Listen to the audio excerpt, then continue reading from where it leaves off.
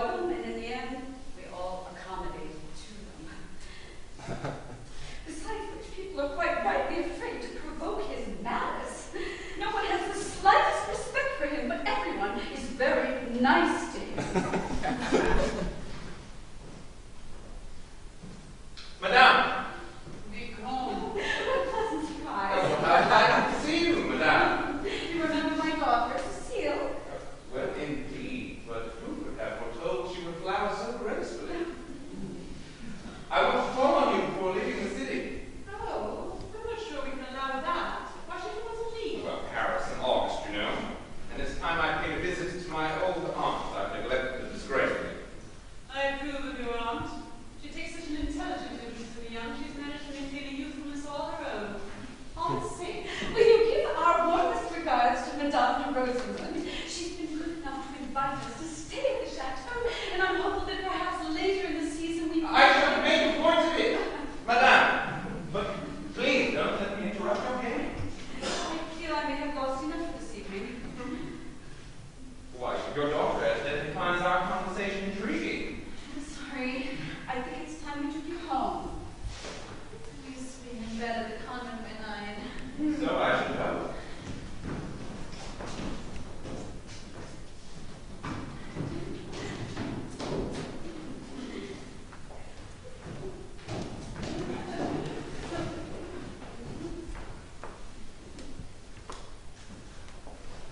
Your aunt? That's right. What about the ball? I thought she had already made arrangements to leave you all the money. She has, but there are other considerations. Family obligations, that kind of thing. Do you know why I summoned you here this evening? Well, I hope it might be for the pleasure of my company. They need to carry out a heroic enterprise. Something for your memoir. I don't know when I shall ever find the time to write my memoirs. And I shall write. Do you remember when Jericho left me? Yes. Ran off with that fat mistress of yours whose name always escapes me? Yes, yes. No one has ever done that to me before. Or to you, I imagine. I was quite relieved to be rid of her, frankly. No, you weren't. One of Jericho's more crass and boring topics of conversation was what exactly we look for in a wife. What qualities, when the moment came with him, as he put it, to settle down. Yes. He had a ludicrous theory that fair girls were inherently more modest and respectable than any other species of girl. And he was also unshakably prejudiced in favor of convent education. Now he's found the ideal candidate. Cecile Boulange. Very good. And her 60,000 a year, that must have played some part in his calculation. Not at all. His priority, you see, is a guaranteed virtue.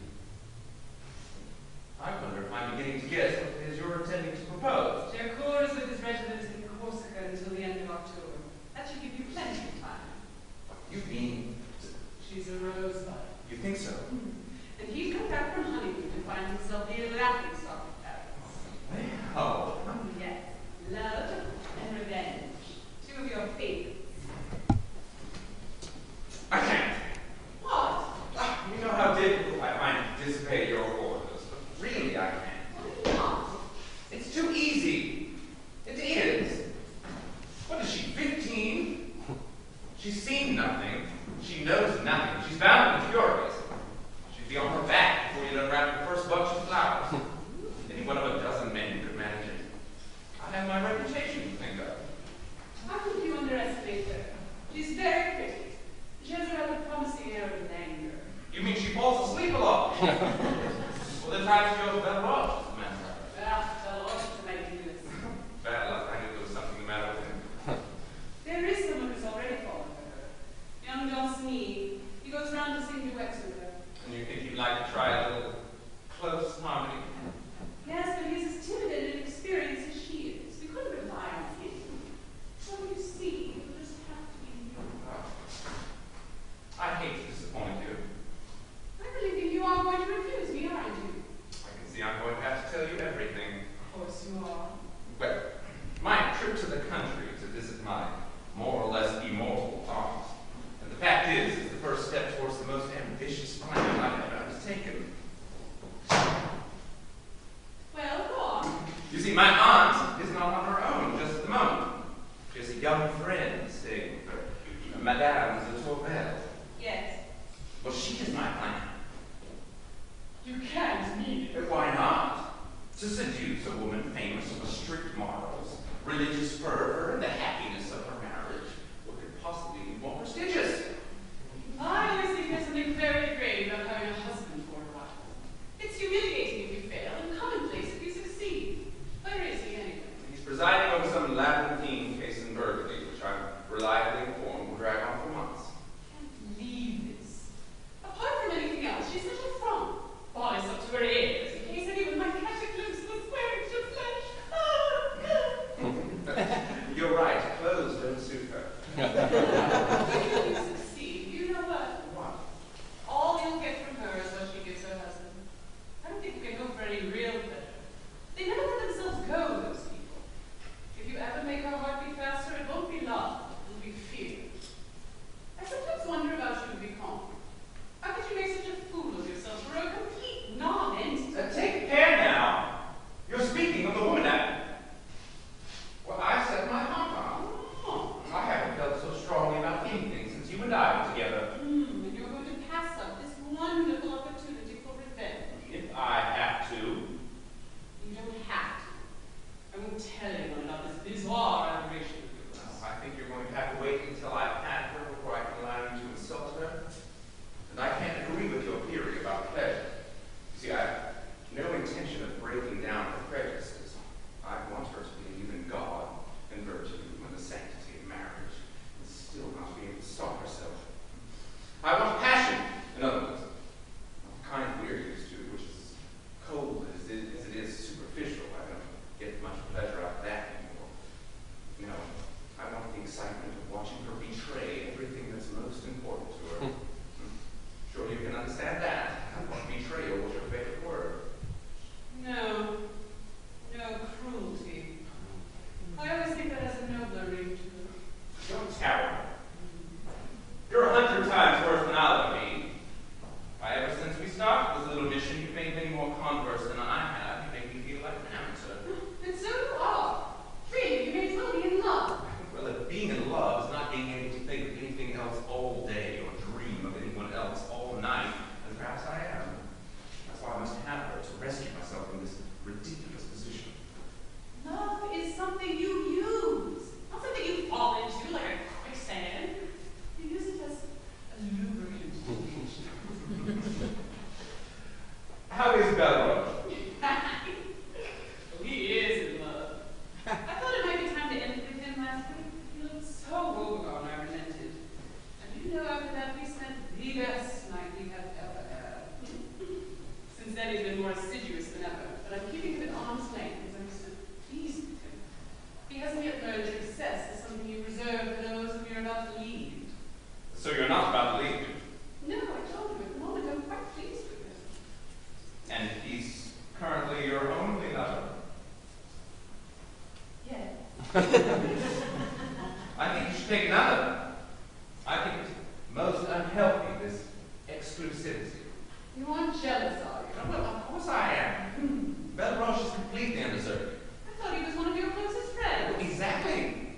So I know what I'm talking about. No, I think you should organize an infidelity. With me, for example.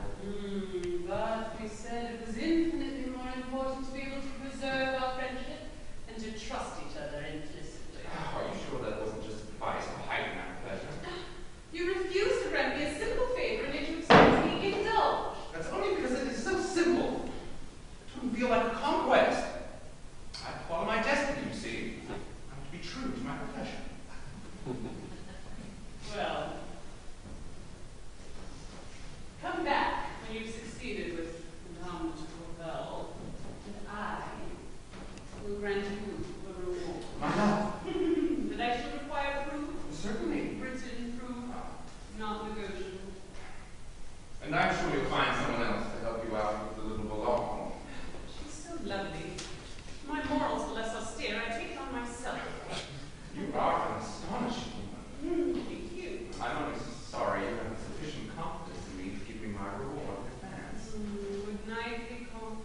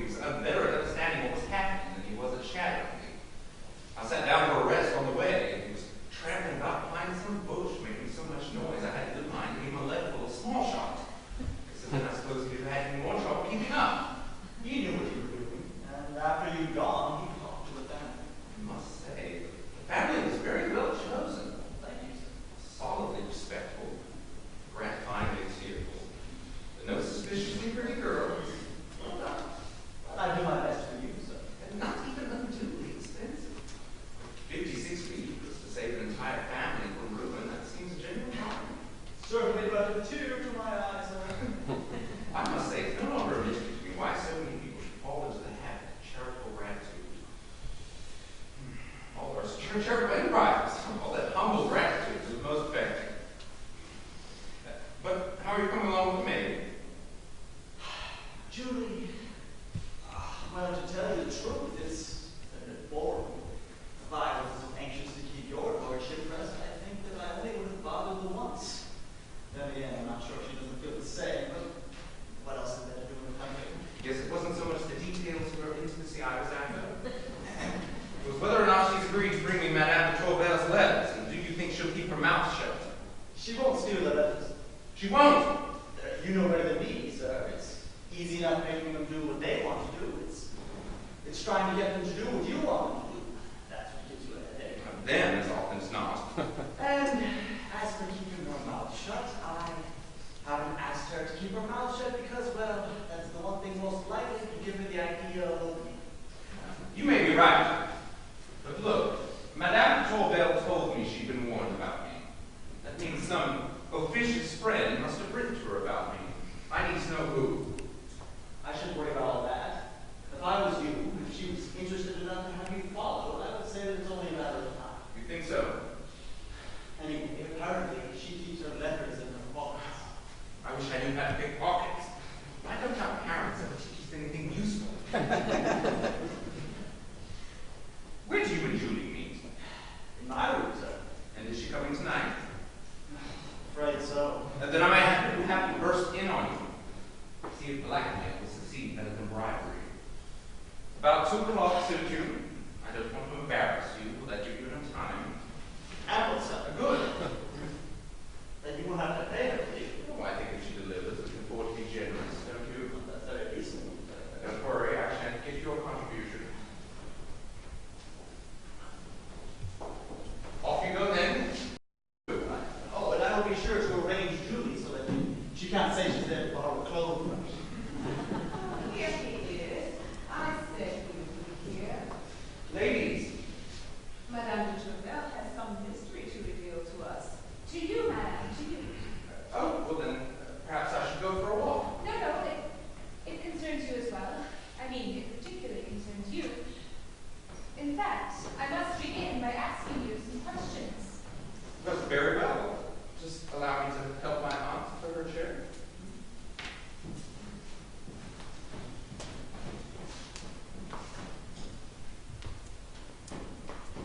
Now, Where did you go this morning, monsieur? well, as you know, I was early to go out hunting. And did you succeed in making a kill this time? No, I've had the most wretched luck since I arrived here. Also, I'm a terrible shot. But on this occasion, Monsieur le Vicomte, what exactly was it you were hunting? I'm sorry. I'm afraid I don't quite follow. You may as well own up, Monsieur. I know where you were this morning. I think it's time someone explained to me what's going on. George, my footman, just happened to be in the village. I do hope you haven't been listening to the servants' gossip. I can see Monsieur de Beaumont is determined not to tell you, so I shall have to. There's a family in the village. The man has been ill, and he found himself unable to pay his taxes this year. So this morning, the bailiff arrived to seize their few sticks of furniture. Whereupon, your nephew, who is valet and had been making inquiries in the village to see if anyone was suffering from particular hardship, arrived, paid off the family's debt, and added a generous contribution to get them back on their feet again. Is this true, my dear? Well, it's simply... Yes. You dear boy. Come, let's go to a hug. Come.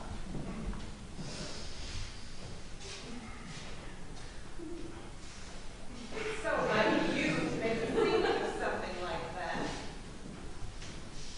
We must visit this family in the morning, my dear, to see if we can talk in any other way. Yes, I like that. Do sit down, Mom. No, I must find Monsieur le Curé. I shall be long, but I do want to tell him about this before he leaves. He'll be so pleased.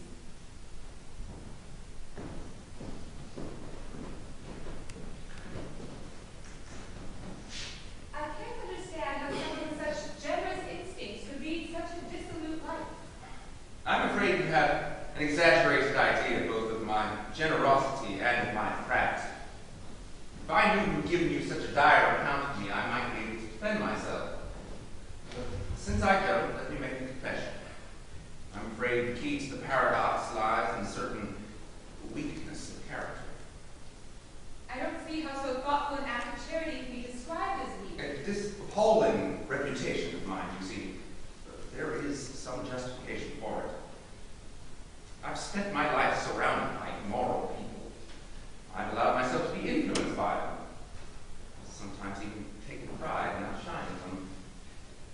Whereas, in this case, I've simply fallen under a quite opposite kind of influence. Yours. You mean you wouldn't have done it? Not without your example, no. It was by way of an innocent tribute to your goodness. You see how weak I am. I promised myself I would never tell you. It's just looking at you. Monsieur. You needn't worry. I have no illicit intentions. I would never dream of insulting you. But I do love you. I adore you. Please, help me. But what is it? I'm so unhappy. But why? Will you leave me now? I'm sorry. I shouldn't have said anything. I know I shouldn't. But you have nothing to be afraid of, nothing at all. Tell me what to do. Show me how to behave. I'll do anything you say. I thought the least I could hope for was that you would respect me. But I do. Of course I do. Then forget all this. Don't say another word. You've offended me deeply. It's unforgivable. Well, I thought you'd at least give me some credit for being honest. On the contrary, this confirms everything I've been told about you. I'm beginning to think you may well have planned the whole exercise. When I came to see my aunt, I had no idea you were here. Not that it would have disturbed me in the slightest if I had known. You see, up until that moment, I had only ever experienced desire. Love, never. That's enough. No, you made an accusation. You must allow me to defend myself. Now, you were there when my aunt asked me to stay a little longer, and at that time I only agreed in deference to her, though I was already by no means unaware of your beauty. Monsieur! And the point is, your beauty has nothing to do with this. As I got to know you, I came to realize that beauty is the least of your qualities.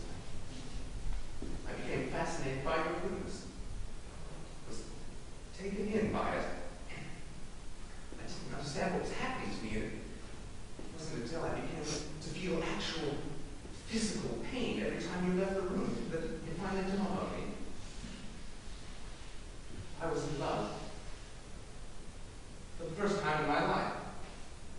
I knew it was hopeless, of course, but that didn't matter to me because it wasn't like it had always been. It wasn't that I wanted to have you. No. All I wanted was to deserve you. I really will have to leave you, Monsieur. You seem determined to persist in the line of argument you know I ought not to listen to and I don't want to hear. Please, no, sit down. Sit down. I've already told you I'll do anything you say. There's only one thing I would like you to do for me. But what? What is it? But I don't see how I can ask you. Please, no. If you're so good as to give me an opportunity to do something for you, anything you want, I will be beholden to you. Very well then. I would like you to leave this house. Well, I don't see why that should be necessary. Let's just say you spent your life making it necessary. Well, very well. Of course. I couldn't possibly refuse you. Will you allow me to give my aunt, say, 24 hours notice? Well, yes, naturally. I should find something in my mail tomorrow morning which obliges me to return at once to Paris. Thank you. I'd be very grateful. Perhaps I might be so bold as to ask you a favor in return.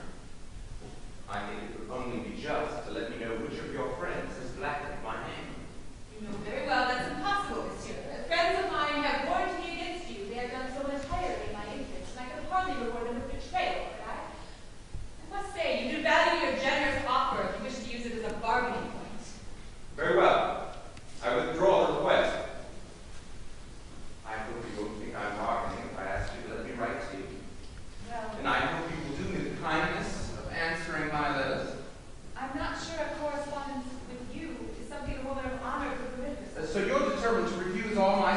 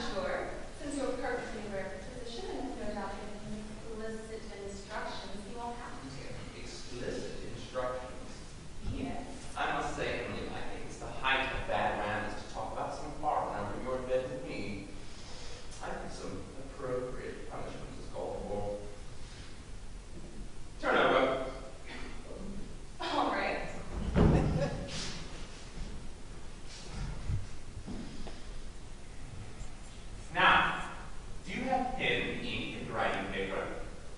Yes, over there. Good. Now don't move.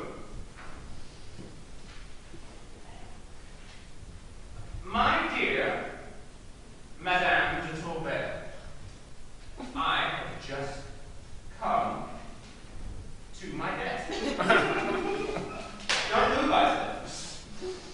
In the middle of a stormy night, during which I have been tossed from exaltation to exhaustion, and back again to the position in which I find myself has made me more than ever aware of the power of love. I can scarcely control myself sufficiently to put my thoughts in order. Yet, despite these torments, I can guarantee that at this moment I am far happier than you.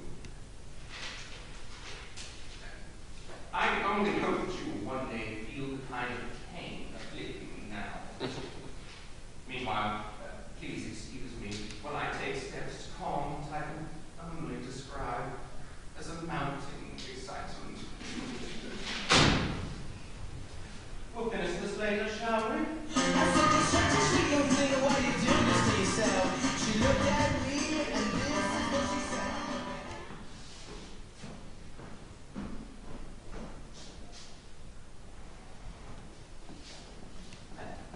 Sounds to me you made a serious tactical error.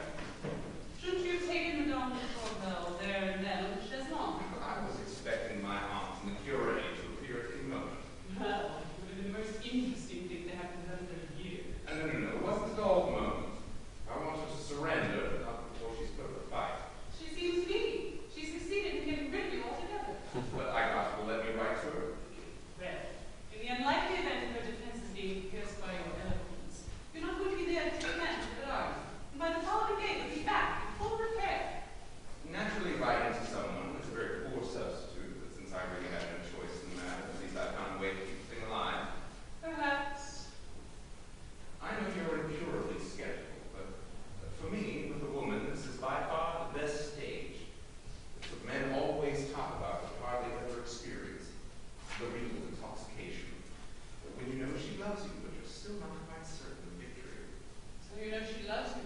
Oh, yes. I left my man there to keep an eye on things and a hand on the maid, who's been most cooperative since I caught them in bed together. And he tells me that when my first letter arrived, she took it to a room and sat turning it over for hours, sighing and weeping. So it seems a reasonable enough conclusion. And the maid helps us to another discovery which might interest you. Can you guess who it was who kept writing to my beauty, warning her to steer clear of the world's vilest perverts, namely me? Your damned cousin, the Belange bitch. It's all very well for you to laugh. She sent me back at least a month. It's not that.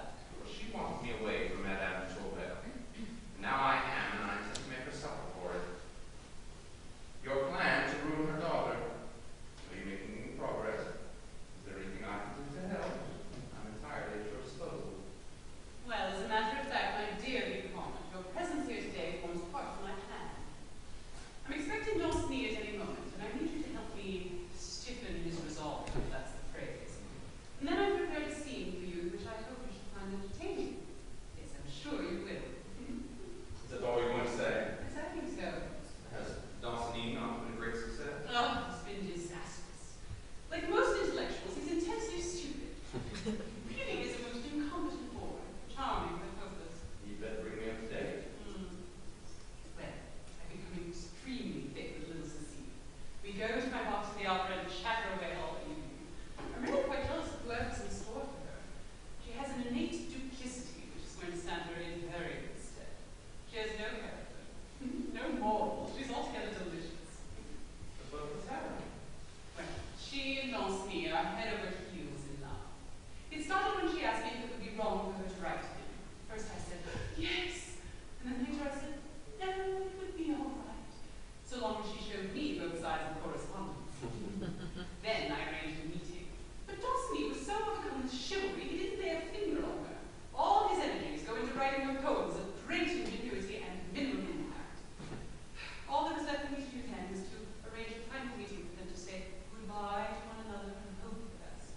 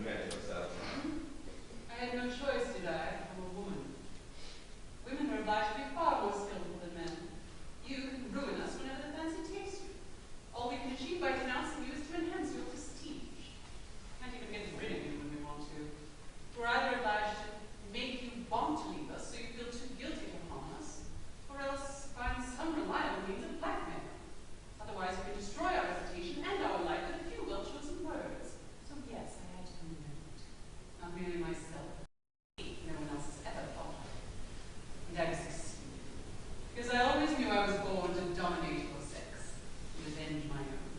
Yes, but what I asked you was how. When I came out into society, I'd already realized that the role I was condemned to, namely to keep quiet and do as I was told, also provided me the perfect opportunity to listen and pay attention. Not to whatever anyone said to me, which was naturally of no import, but to whatever it was they were trying to hide. I practiced detachment. I learned how to smile pleasantly while under the table I stuck a fork into the back of my hand. I became not merely impenetrable, but a virtuoso of deceit. I used my early morning to complete my studies. I consulted the strictest moralists to learn how to appear, philosophers to know what to think, and novelists to find out what I could get away with. And finally, I was well placed to perfect my techniques. Describe. Only flirt with those whom you intend to refuse. Then you develop a reputation for invincibility, while slipping safely away with the lover of your choice. A poor choice is less dangerous than an obvious one. Never write letters. Always get them to write letters. And always be sure they think they're the only one. Win or die. And these techniques are infallible, are they? When I want a man, I have him. When he wants to tell you, finds he can't. That's the whole story. And was that our story? I wanted you before we even met. My self-esteem demanded it. And when you began to pursue me, I wanted you so bad. It's the only one of my notions that's ever got the better of me. Single combat. Thank you. We don't. My dear young man, how good to see you again. I'm so sorry to leave it out. Very nearly too late. As you know, Mademoiselle de Lamont. Oh, it gives me such pleasure to hear her name spoken now. Yes, quite. As I was saying, Mademoiselle de Lamont has done me the honor of making me her And she said hardly had chosen more wisely. I felt very strongly that in this situation, you too might find it beneficial to be able to confide in someone sympathetic, a person of experience, and the Vicomte de Valmont, who is known to you as well as being an old friend of mine and a man of unswerving discretion, seemed to me the ideal choice. And should you agree, he's very kindly consented to devote himself to your interests. Well, perhaps it is my reputation which is causing you to hesitate. If so, I think I can assure you that a man's own mistakes are not necessarily a guide to his faculty for objective judgment. No, it's not that. See, I certainly wouldn't have the impudence. The fact is, this is not a conventional retreat with the aim of... That's to say my love and respect. We're not dealing, you mean, with a frivolous coquette or a bored wife. Precisely. A person like Mademoiselle de Valmont must be treated with the utmost consideration. And my own condition has certain weaknesses of which I'm only too bitterly aware of. Her great fortune, for example, compared to my own precarious condition. Naturally, there would be no excuse for trying to maneuver her to such a pass that she would be forced to marry you. That would be quite wrong. You do understand how I feel. Of course he does. What did I tell you? You see, I'm quite content with things as they are, as long as she consents to see me. To continue with the music lessons. Ah, the music lessons. In any case, I have absolutely no wish to press my attentions on you. No, please. But do rest assured that I am honored to be at your disposal. The honor, monsieur, is entirely mine. Any contact with you would be a privilege. I am so sorry to have to interrupt you, Mr. Darcy, but you see, Madame de Melange has just been announced. You see now why I was so concerned at your late arrival. Perhaps I would be able to pay my respects and... I really think that at this juncture, Mr. Darcy, it would be prudent for you not to be found here. That is, if you want me to be of any continued assistance in the future. Of course. Whatever you think fit. Goodbye, Chevalier. My man will show you to a side exit. I have to go to Versailles tomorrow. I don't know if you care to accompany me. Thank you very much. Good. I'll send a carriage for you at 9.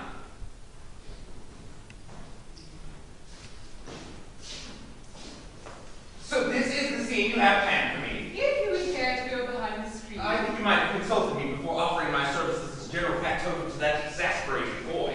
I don't find love's complaints remotely entertaining outside of the opera. What if anyone can help? Help! He needs hindrances. He has to climb over enough of them he might inadvertently fall on top of her. Right. I'll see what I can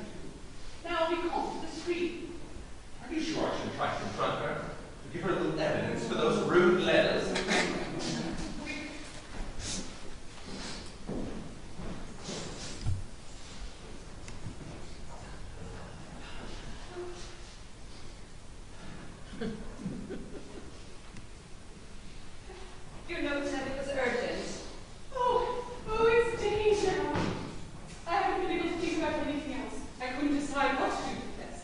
Finally, I saw it was my plain duty to tell you. Please, sit down. As you know, Cecile has been kind enough to accept my friendship and to bestow upon me her own. Yes, of course, she's devoted to you. That's what makes this duty doubly difficult to perform. This has something to do with Cecile. I may be wrong. Pray heaven I am. Go on. I have reason to believe that how can I describe it? A dangerous liaison is sprung up between your husband and the Chevalier Danceny. No, that's quite absurd. Cecile is still a child. She understands nothing of these things. And Danceny is an entirely respectable young man. If you were to be right, no one would be happier than I. Naturally, they've never been together unchaperoned. Generally by me, and often by you. Precisely. That's when I first developed the impression that something was passing between them, the way they looked at each other. I'm sure it's merely mere feeling for the music. Perhaps so. But there was one other thing. Tell me, does Cecile have a breakaway correspondence? She writes, I suppose, an average number of letters. Relatives, friends from the convent. Why? I went into her room at the beginning of this week. I simply knocked and entered without waiting for a reply. And she was stuffing a letter into the left-hand drawer of her bureau, in which I couldn't help but notice there was a large number of similar letters. Thank you for your concern.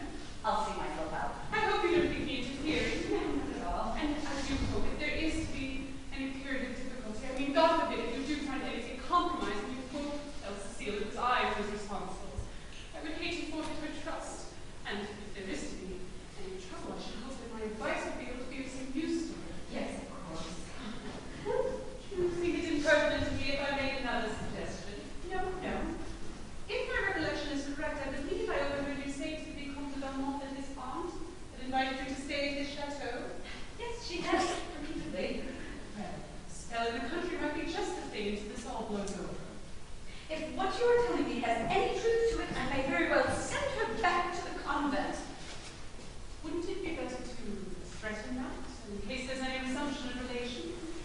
Perhaps. I can't believe you're right about all this. Let's hope not. Isn't the Vicomte staying here at the moment? I understand he's returned to Paris. I expect I've imagined the whole thing, and tomorrow we'll be able to laugh at my stupidity. If so, I hope you can forgive me. My dear, I shall always be more than grateful to your concern.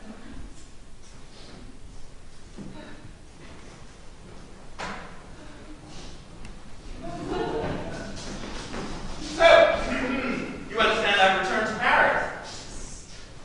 You asked for forgiveness, You are a genuinely wicked woman. and you wanted the opportunity to make my cousin suffer. Oh, I can't resist you.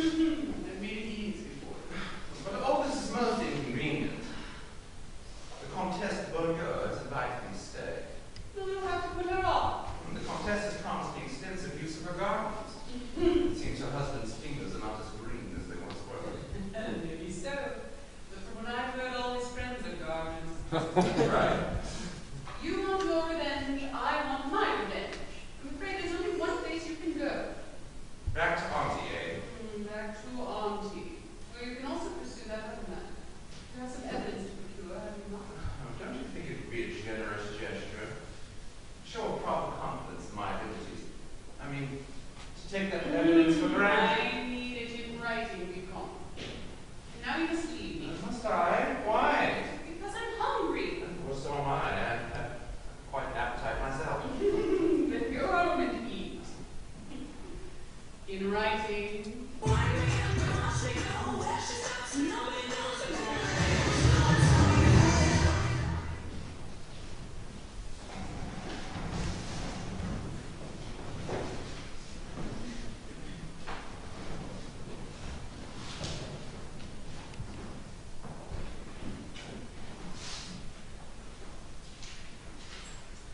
You'll be pleased to hear, my dear, that Armand is on his feet again and back at work. Who? Mr. Armand, you remember, whose family you helped so generously. Oh yes.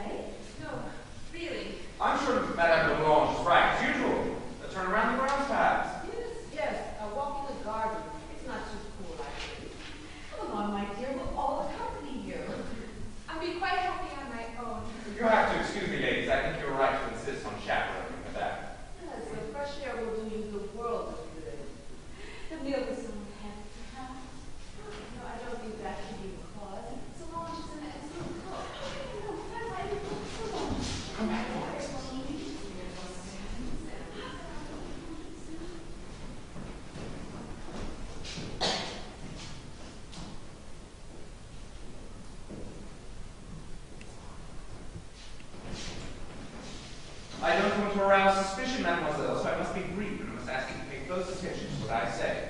As you've no doubt guessed, the letter I gave you was from our friend, Chevalier d'Anceny. Yes, I thought so. And as I'm sure you're also no doubt aware, the handing over of letters is a far from easy matter to accomplish. I can't very well create a diversion every day. And Maman's taken away all my pens and papers. All right. So listen carefully. There are two large cupboards in the antechamber next to your room. In the left-hand cupboard, you will find a supply of paper, pens, and ink. Thank you, monsieur. I suggest you return the Chevalier's letters to me when you've read them for safekeeping. Must I? It would be wise. Now, this key resembles the key to your bedroom, which I have to know is kept in your mother's room on the mantelpiece tied with a blue ribbon. Take it, attach the blue ribbon to it, and put it in the place of your bedroom key, which you will then bring to me. I'll be able to have a copy cut within 2 hours. I'll return you the original, and you can put it back in your mother's room. That way I can collect your letters and deliver it off needs without any complications. Oh, and on the shelf below the writing paper you shall find a feather with a small bottle of oil, so that you may oil the lock and hinges on your bedroom door. Right. Sure, monsieur, I'm not sure that it's right. Now, how else are we going to manage this?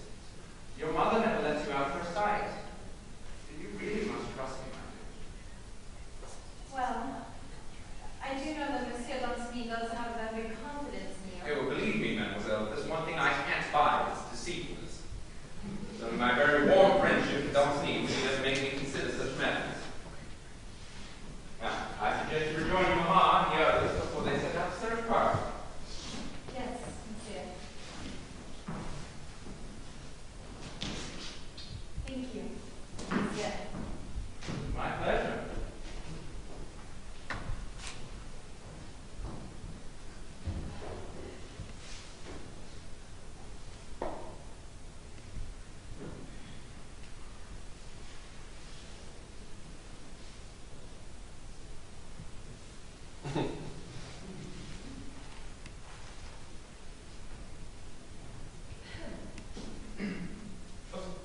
I trust you're feeling better, madame? If I hadn't felt ill, monsieur, it would not be difficult to guess who was responsible. You can't be me. Do you? You promised to leave here. And so I did. Then how would you be insensitive enough to return, uninvited and without warning? I find myself obliged to attend to some urgent business in the area, in which, moreover, my aunt is crucially involved. I only hope it can be dealt with promptly. Why are you so angry with me? I'm not angry! Although, when you gave me a solemn undertaking not to offend me when you wrote, and then your very first letter spoke of nothing but the disorders of love, I'm certainly entitled to be.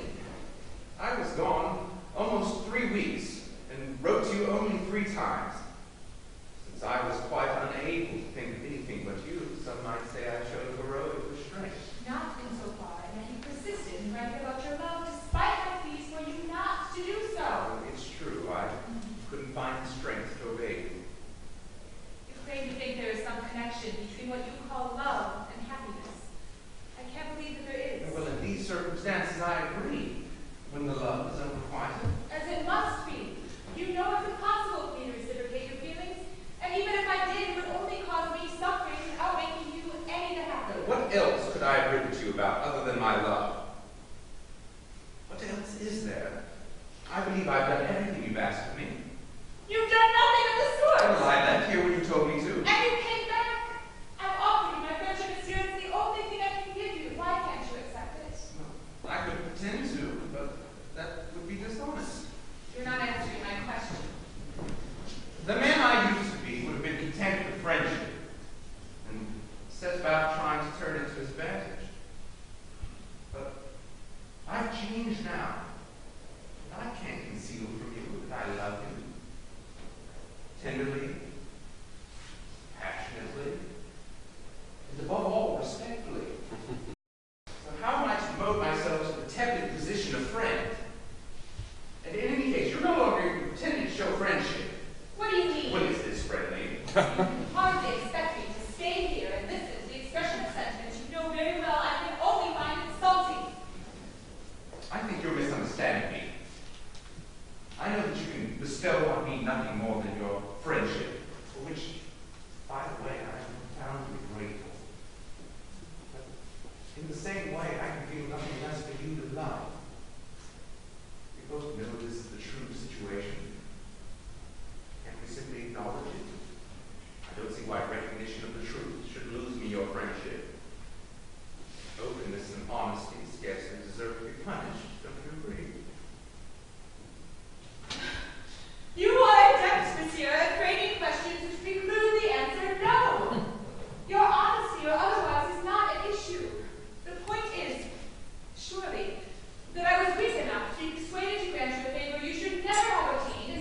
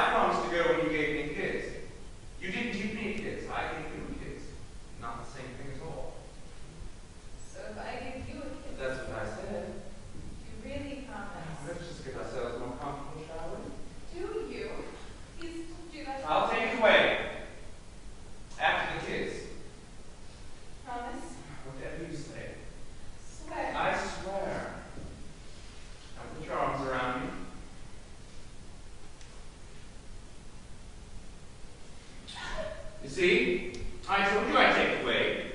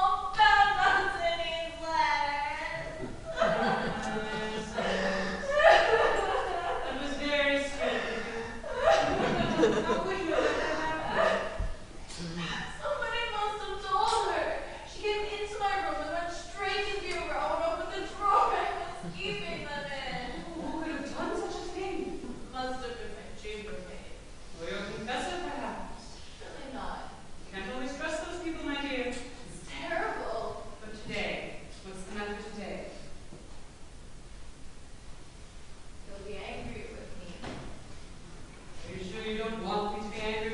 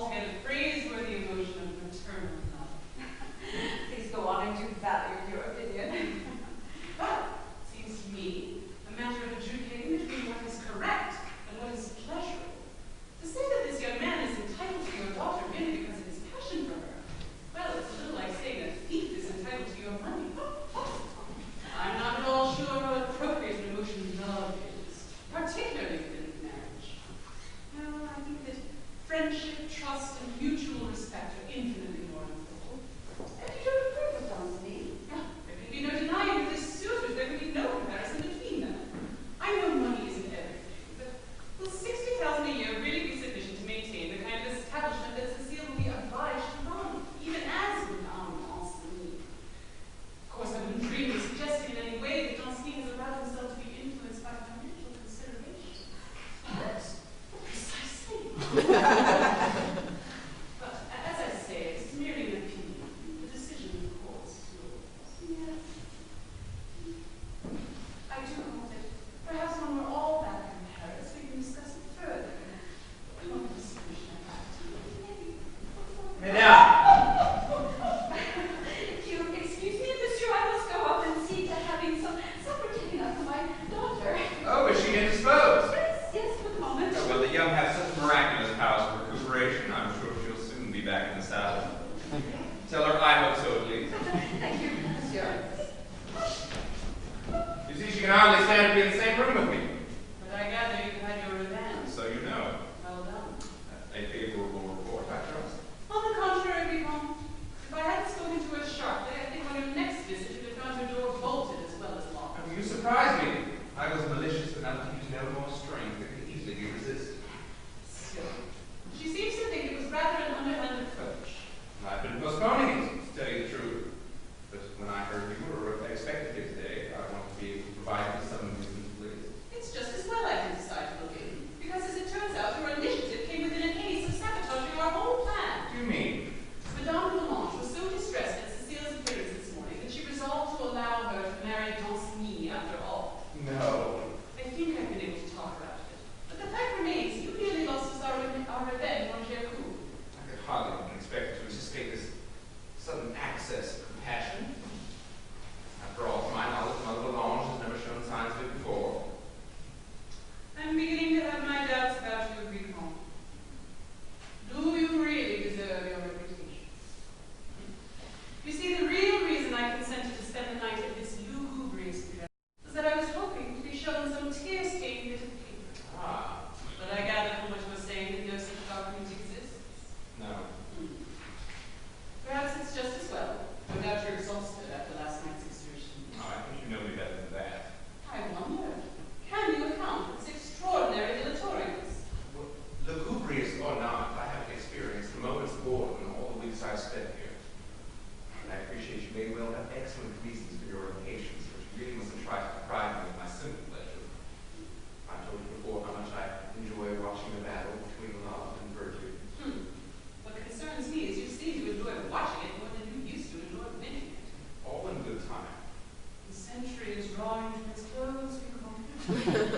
It's true that she's managed to resist me for more than 2 months now, and that's very nearly a record.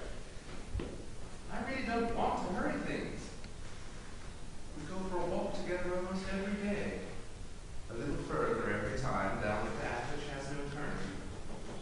She's accepted my love. I've accepted her friendship. We're both aware how little there is to choose between them. Her eyes are closing. Every step she tries to take away from the inevitable conclusion brings her a little nearer to it. Hopes and fears, passion and suspense. Why, even if you were in the theater, what more would you ask? An audience. But you're my audience. And when Gercourt is married and Madame de Tourvel eventually collapses, we should tell everyone, shall we not? And the story will spread faster than the plot of the latest play. And I have no doubt it will be much better received. I hope so, Vicomte. I wish I could share your confidence. I'm only sorry our agreement doesn't relate to the task you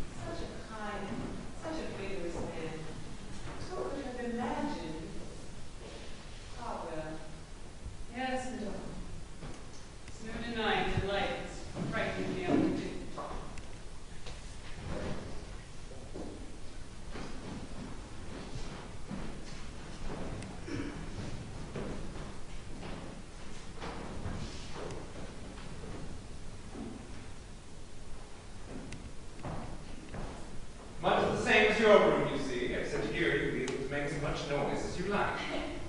And this is a little harder. Like that? Oh, yes, it's very good. Come on. But the first thing you must learn is that there is no necessity whatsoever for haste. Now, as with every other science, the first principle is to make sure you call everything by its proper name. I don't see why you have to talk at all. Oh, good. Without the correct polite vocabulary, how do you indicate what you would like me to do? Surely you just... Listen, if I do my work adequately, I would like you to be able to surprise Monsieur de Gercourt on your wedding night. Would you like that? Of course. You merely assume that your mama has done her duty and fully agreed to you. I wonder if you possibly talk about anything of the sort. Well, I can't think why. She was, after all, at one time, one of the most notorious young women in Paris. No. Certainly. More noted for her enthusiasm than her ability, if I remember rightly. But nonetheless renowned. There was a famous occasion, before you were born, this would have been, when she went to stay with Comtesse Oliot, who tactfully gave her a room between your father and that of Monsieur de Fossac, who was her acknowledged lover at the time.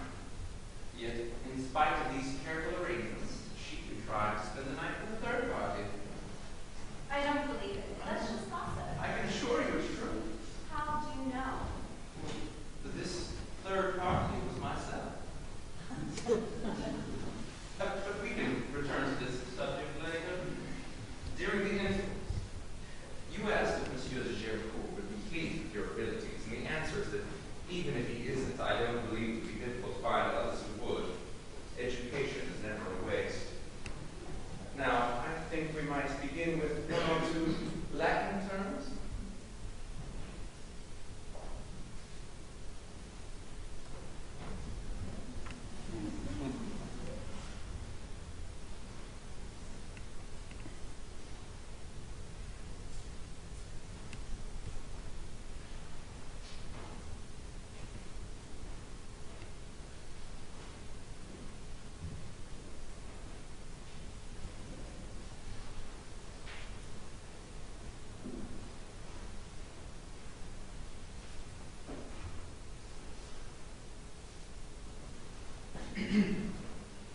You're alone, madame. The others all decided on an early night. Mademoiselle Blanche in particular seemed quite exhausted. Yes, I must admit to being rather tired myself. But I'm glad to have found you. I very much missed our walk today. Yes. I fear with the weather as it is, we can look forward to very few more of them. Heavy rain is surely exceptional. But in a week I shall have concluded my business. I may, however, be unable to bring myself to leave. Oh, please. You must. Are you still so anxious to get rid of me? You know the answer to that. I must rely on your integrity and your generosity. I want to be able to be grateful to you. Forgive me if I say I don't want your gratitude. Gratitude I can get from strangers. What I want from you is something altogether deeper. I know God is punishing me for my pride. I was so certain nothing like this could ever happen. Nothing like what? I can't. Do you mean love? Is love what you mean? Don't ask. You promised not to speak of it. But I must know. I must have this consolation, please. Can't. Don't you see? It's impossible. Of course I understand. You don't have to say anything, but I must know. I must know if you love me. Don't speak. You don't have to speak. I just want you to look at me. Just look. That's all I ask.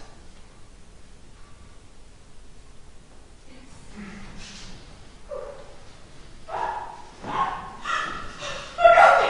You must be! You want to kill